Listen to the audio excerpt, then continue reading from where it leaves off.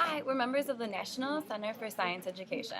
Here to talk to you today about an evolutionary concept. Concerning allopatric speciation. How do you define a species? Species are characterized into two concepts, biological and morphological. Today, scientists most commonly use the biological species concept, which states species are created through one interbreeding population that is reproductively isolated from other groups. There are two distinct types of reproductive isolation, prezygotic and postzygotic. Postzygotic speciation happens when the egg and sperm meet and encounter one another, but the zygote is not viable or has a very low fitness level.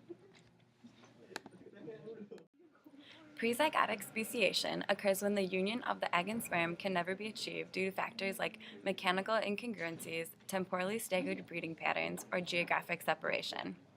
When geographic barriers like mountains, oceans, or rivers physically separate populations from one another, allopatric speciation is at work. The Hawaiian Islands provide a clear example of allopatric speciation.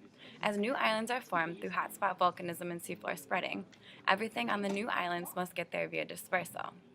Although dispersal is rare due to the new island's distance from the mainland, successful organisms that first inhabit the island become immediately differentiated by the founder effect.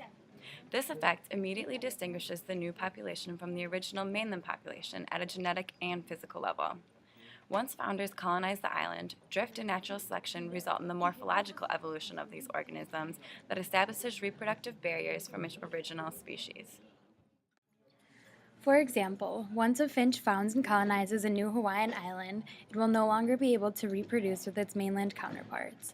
As a result of allopatric speciation, adaptive radiation occurs, which is why there are so many species of finches under the same genus.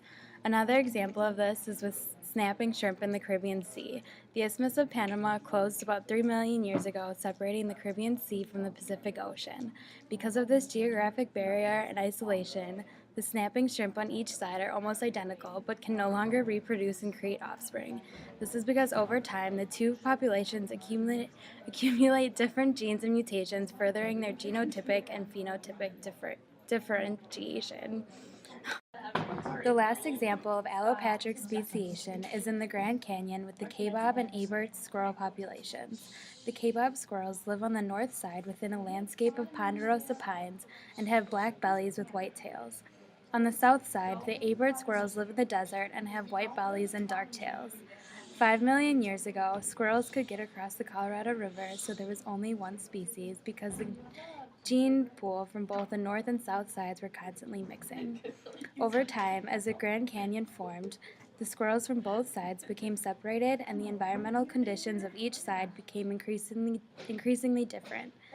Today, with the environments of the north and south sides of the Grand Canyon being very different and the two squirrel populations having been separated over a very long time, the kabob and Abert squirrels have become two different species and can no longer reproduce.